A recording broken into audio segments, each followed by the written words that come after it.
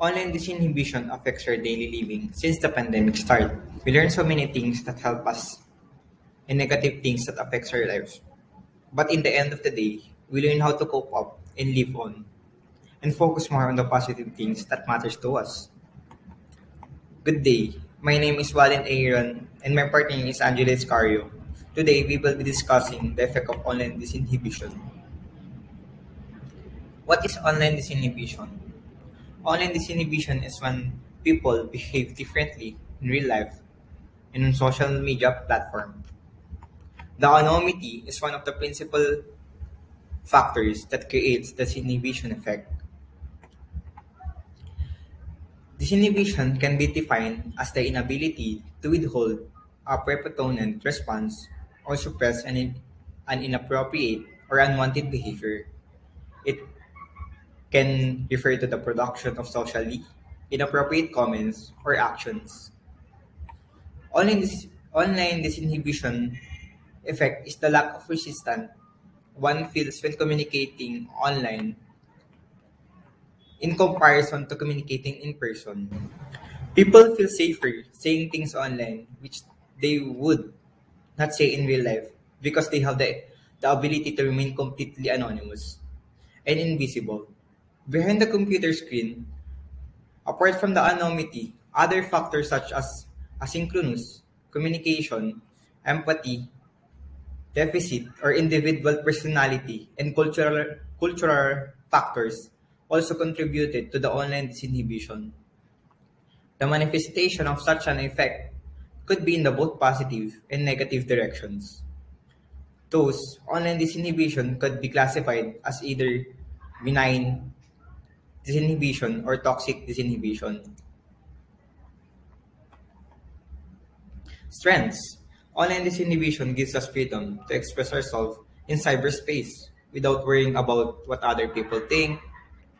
It indicates an attempt for us to understand ourselves better than finding new ways we can be someone that we really wanted. Online disinhibition can also have positive outcomes. People that are shy, they can feel that they cannot talk in about certain things in real life that may have no vocal outlet can benefit from this. Online disinhibition cannot cause other harm for somehow. What are the limitations of online disinhibition? Online disinhibition encourages online learners to be openly rude, negative, racist, sexist, and many more. Let's talk about what are the causes of online disinhibition. What is about the cyberspace that loosen the psychological barriers that blocks the release of the inner feelings and needs? Several factors are at the play. For some people, one or two of them produce the lion's share of the disinhibition effect. In the most cases, through these factors interact with each other, supplement each other, resulting in a more complex amplified effect.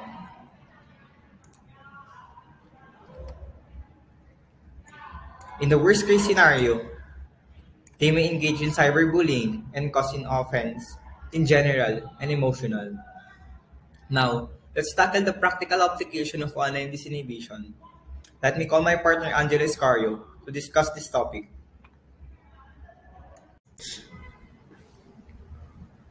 Next, we're going to tackle practical applications.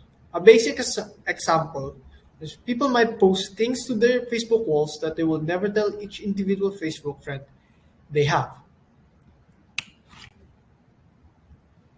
Next is you don't know me or dissociative anonymity.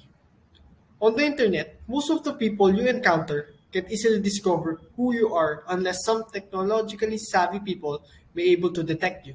But for most, you can keep your identity hidden. The anonymity works wonders for online disinhibition.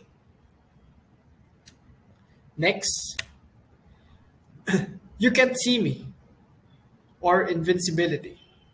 The power to be concealed even though you can send a message, they can't hear you and can't see you. Even if everyone's identity is visible, but the opportunity to be physically visible amplifies the disinhibition effect. So you don't have to worry how you look, sound, or smell when you type your message. Next is see you later or asynchronicity.